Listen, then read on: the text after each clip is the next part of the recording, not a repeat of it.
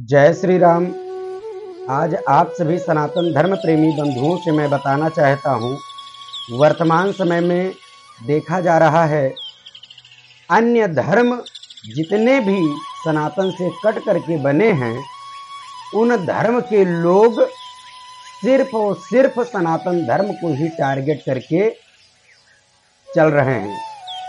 उन लोगों का परम लक्ष्य बन गया है कि किसी भी प्रकार से सनातन को तोड़ा जाए, क्योंकि ये आप भी जानते हैं, मैं भी जानता हूँ कि सनातन अगर टूट गया, सनातन अगर नहीं रहा तो मानव तन भी पूर्ण रूप से समाप्त हो जाएगा, कोई मनुष्य भी नहीं बचेगा। क्योंकि सनातन है तो हम और आप हैं, अगर सनातन नहीं है तो हम और आप भी नहीं रहेंगे। क्योंकि सनातन एक बहुत ही महत्वपूर्ण धर्म है। सनातन के अतिरिक्त इस पृथ्वी पर कोई दूसरा धर्म बना ही नहीं था, पर लोग अनेकों प्रकार से सनातन को नीचा दिखाने के लिए, सनातन को तोड़ने के लिए अनेक धर्म बना करके और सनातन को तोड़ने का प्रयास कर रहे हैं। आज मैं आप सभी से कुछ विशेष निवेदन करना चाहता हूं कि वर्तमान समय में जो सनातन को लोग टारगेट करते जा रहे हैं और हम लोग आंख मूंद करके बैठे हुए हैं, कुछ करते नहीं हैं, तो हम लोग अब आंख मूंद करके यदि बैठेंगे तो निश्चित तौर पर सनातन हमारा पूर्ण रूप से इन द्रोहियों के चपेट में आने से बच नहीं पाएगा। क्योंकि सनातन है तो सब कुछ है, सनातन नहीं है तो कुछ भी नहीं है। ये सब हम लोग जानते हुए भी अनजान बने बैठे हुए हैं। सनातन धर्म को यदि बचाना है, सनातन धर्म को यदि पूर्ण रूप से सुरक्षित करना है तो हम लोगों को मैदान में आना ही पड़ेगा। वर्तमान समय में आप लोगों ने देखा कि बांग्लादेश में कौन टारगेट किया गया? सिर्फ सनातनी टारगेट किया गया।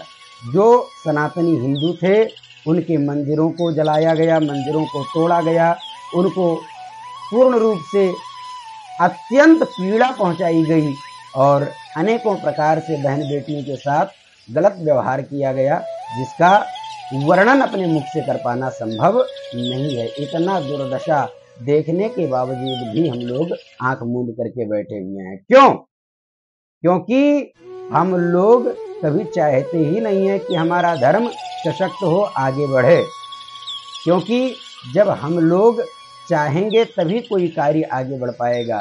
वर्तमान समय में जो स्थितियां चल रही हैं, इन स्थितियों को देखते हुए भारत में भी हमें ऐसा प्रतीत होता है कि इन सनातन विरोधियों के चपेट में सनातन धर्म आने से बच नहीं पाएगा। क्योंकि दिन प्रतिदिन इनकी संख्या भी बढ़ती जा रही है और उसके साथ साथ इनका अपने धर्म के प्रति समर्पण भाव भी बढ़ता जा रहा है।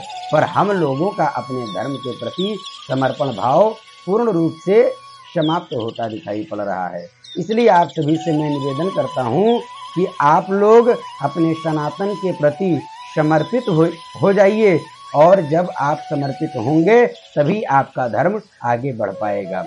वर्तमान समय में आप इस्लामिक किसी भी व्यक्ति को आप देख लें तो उनको देख करके आप पहचान सकते हैं कि ये इस्लाम का है। पर सनातन, हजारों लोगों में सनातन धर्म का कोई व्यक्ति खड़ा हो तो आप उसे पहचान नहीं पाएंगे कि ये सनातन का है या नहीं। क्यों? क्योंकि हम लोग अपने धर्म के द्वारा बताए गए कर्मों को करने से पीछे हट रहे हैं। अब बताइए, उनको 2 घंटे नमाज इत्यादि या अपने जो भी कर्म हैं उन कर्मों के लिए समय निकालना ही निकालना है, चाहे कुछ भी हो जाए।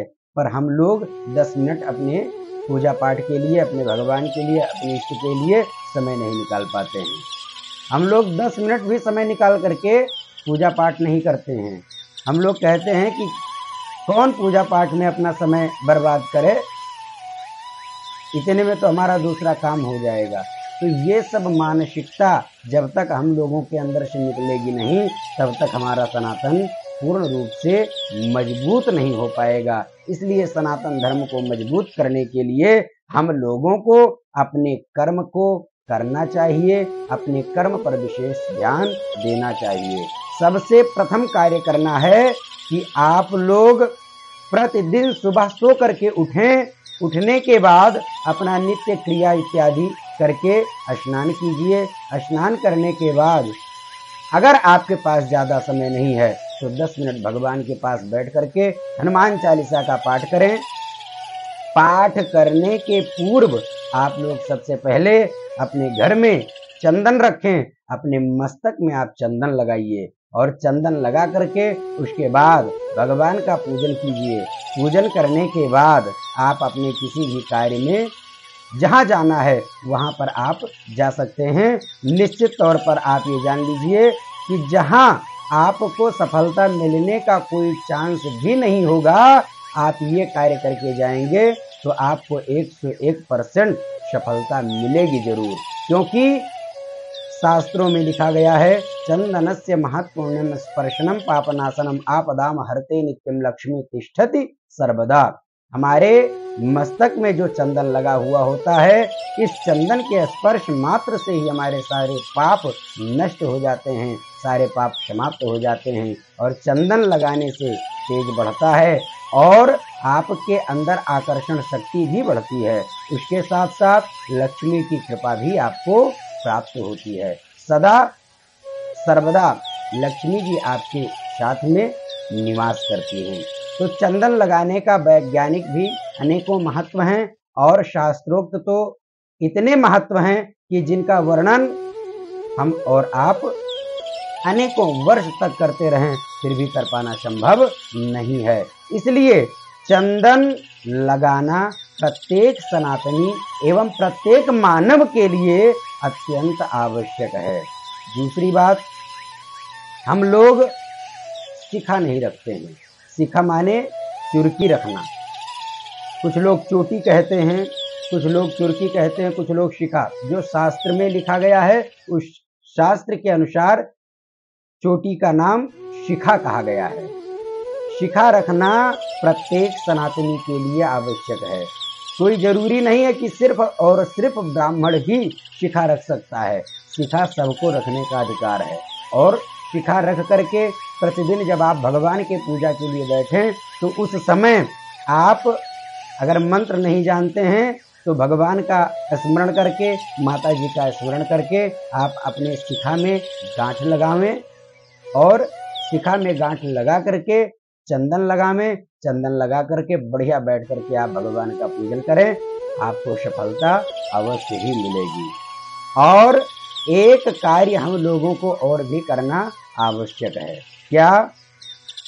अगर आप लोग शहर में रहते हैं, देहात में रहते हैं, कहीं भी रहते हैं, पर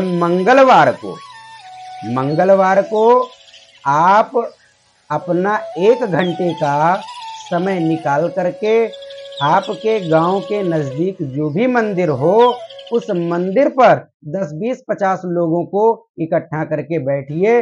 बैठ करके यदि आप करने में समर्थ हैं तो सुंदरकांड का पाठ कीजिए। अगर सुंदरकांड का पाठ नहीं कर सकते हैं तो हनुमान चालीसा का पाठ करिए। और हनुमान चालीसा का पाठ करके आप भगवान का धूप दीप इत्यादि आरती पूजन इत्यादि संपन्न कीजिए। प्रसाद वितरण कीजिए। प्रसाद वितरण के बाद आप अपने सनातन धर्म के विषय में कि हमारा सनातन धर्म किस प्रकार से मजबूत हो, इस विषय पर आप लोग आपस में विचार विमर्श करें। इस प्रकार से यदि आप प्रति मंगलवार को ऐसा करते हैं तो निश्चित तौर पर मैं आपसे वादा करता हूं कि सनातन धर्म आपका जिस प्रकार से इस समय लोग सनातन पर आवाज उठाते हैं पर हम लोग उनका कुछ कर नहीं पाते हैं, आने वाले समय में अगर हम लोग पूर्ण रूप से समर्पित भाव से कार्य करना स्टार्ट कर दें और सनातन धर्म के प्रति समर्पण भाव रख लें तो सनातन के ऊपर आवाज उठाने की किसी में हिम्मत ही नहीं बचेगी। क्योंकि लोगों को ये पता चल जाएगा कि आप लोग भी अपने धर्म के प्रति समर्पित हो चुके हैं, आप लोग भी अपने धर्म के प्रति जागरूक हो गए हैं। और जब धर्म के प्रति हम जागरूक हो जाते हैं तो हिम्मत नहीं पड़ती है किसी की आवाज़ उठाने का। तो हम लोग जब जागरूक हो जाएंगे, क्योंकि उनको ये डर बन जाएगा उनके अंदर कि अगर सनातन के ऊपर हम आवाज़ उठाएंगे तो सभी सनातनी इकट्ठा होकर के हमारे ऊपर आक्रमण कर देंगे या हमारे खिलाफ कार्रवाई करने लग जाएंगे। इसलिए सनातन के ऊपर कोई भी आवाज़ उठा नहीं पाएगा। जब आप सनातन के प्रति समर्पित हो जाएंगे, पूर्ण रूप से समर्पण भाव आपका जब सनातन के प्रति हो जाएगा तो निश्चित तौर पर सनातन विरोधी लोग आपसे डरने लग जाएंगे और सनातन के विरोध में वो एक भी आवाज नहीं उठा पाएंगे। इसलिए आप सभी से निवेदन है, यदि हमारी बात आप लोगों को समझ में आई हो तो निश्चित तौर पर इन कार्यों को करना आप प्रारंभ करें। और मेरा जहां तक मानना है आप ऐसा करेंगे तो इससे आपको भगवत कृपा भी प्राप्त होगी। आपके जो भी रुके हुए कार्य हैं वह भी कार्य बनने लग जाएंगे और हर प्रकार से आपका मनोरथ पूर्ण होगा और आपके ऊपर सदा सर्वदा भगवत कृपा बनी रहेगी और आप अपने धर्म के प्रति समर्पित भी बन जाएंगे और हर कार्य आपका पूर्ण रूप से सफल होने लगेगा।